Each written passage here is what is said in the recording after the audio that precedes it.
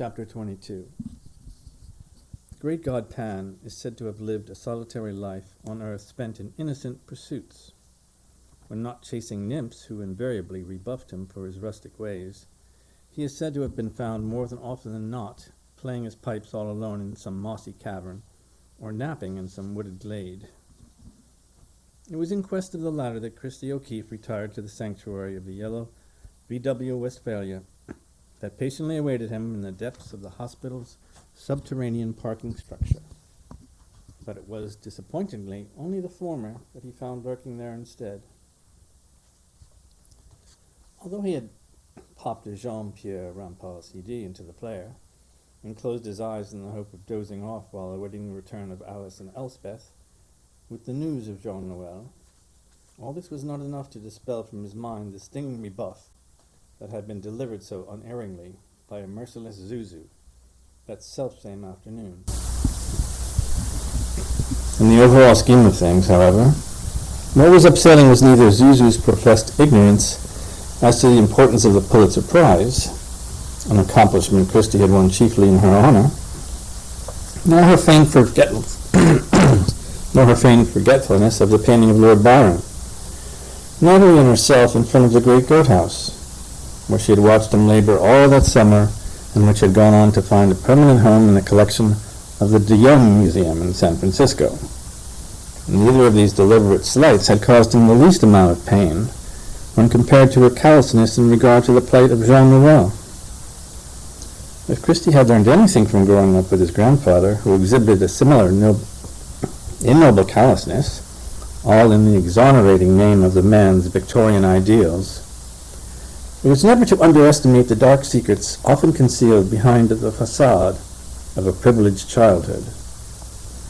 With the return at last of Alice and Elspeth, along with the unwelcome news that Jean Noel's fever and hallucinations had grown increasingly florid, Christy realized that he dared not delay his proposed talk with Jean Noel. Alerting both women of his intention to speak in private with Jean Noel immediately, he further insisted that they wait for him in the hospital chapel, where a few earnest prayers said on Jean Noel's behalf could prove to be of critical importance, he felt, in the outcome of the potentially volatile conversation in which he was about to engage the young man. As Christy O'Keefe walked down the hallway toward John Noel's room on the 7th floor, it became apparent that the patient was not alone. Strains of Camille Saint-Saëns's Dying Swan could be heard to emanate from his room and to waft sweetly down the corridor.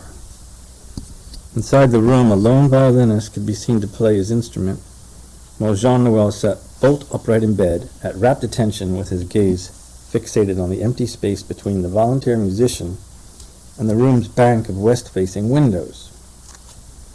The light of the late afternoon sun streamed in and lent the room an ethereal glow. Christy stood tentatively in the doorway, rubbing his eyes, fairly certain that he could just barely discern the tenuous ghost of Pavlova herself, as she delicately executed her most heartbreaking and justly famous dance for the seeming benefit of Jean Noel alone. It was while seemingly riveted on this phantom performance, however, that Jean Noel broke the spell by calling out to Christy quite unexpectedly, "The King of Cats is dead!" This in turn prompted the musician to break his own reverie by glancing over his shoulder. Upon realizing that Jean Noel had a visitor, he stopped playing altogether and gathered up his music. If at all possible, I'd like the ballerina to stay, Jean Noel let it be known, even as the violinist was seen to exit the room. Pavlova, it seemed, had condescended, but only begrudgingly, to indulge her lone audience member as she moved furtively to take the seat on the banquette that flanked the west-facing wall of windows. Consulting her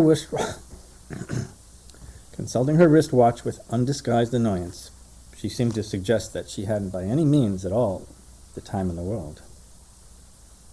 Meanwhile, Christy O'Keefe had taken a seat at the foot of the bed, saying, "I'm right sorry about the King of Cats." "It doesn't really matter," Jean Noel responded offhandedly. They're announcing a new one this afternoon. You know, son, Christy began cautiously, I've come here to discuss with you an important matter, but first off, I want to apologize if I steered you wrong in any way about Byron. Oh yeah, I know he's a dog, if that's what you mean. A dog of huge proportions, I might add, Jean Noel rejoined laughingly. But who in the heck told you that? Christy asked in genuine consternation, knowing full well that Natalie hadn't because she was dead, and that Zuzu hadn't because she would never would. And that Zuzu hadn't because she never would. An incriminating photograph, Jean Noel explained with a certain degree of self-satisfaction. I happened to go through a shoebox of old photographs while I was recuperating over at Alice's. I found it on the bottom of the stack. The photograph note only told me who Byron really was. It told me who a couple of other prime suspects really were, too. The only thing it didn't tell me, unfortunately, was who my father really was.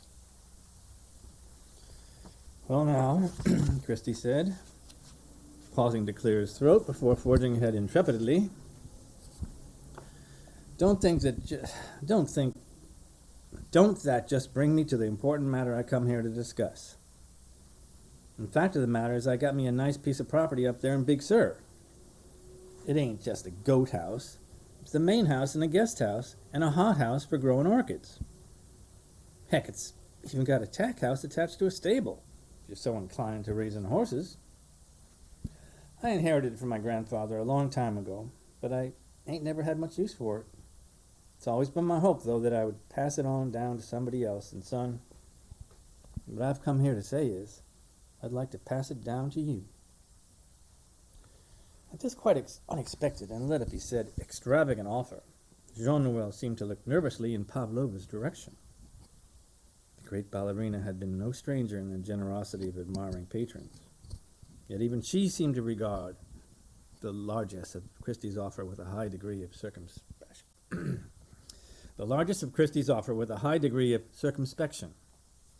Having gone on to evidently shake her head vigorously in the negative, Jean Noel replied definitely, "It's out of the question."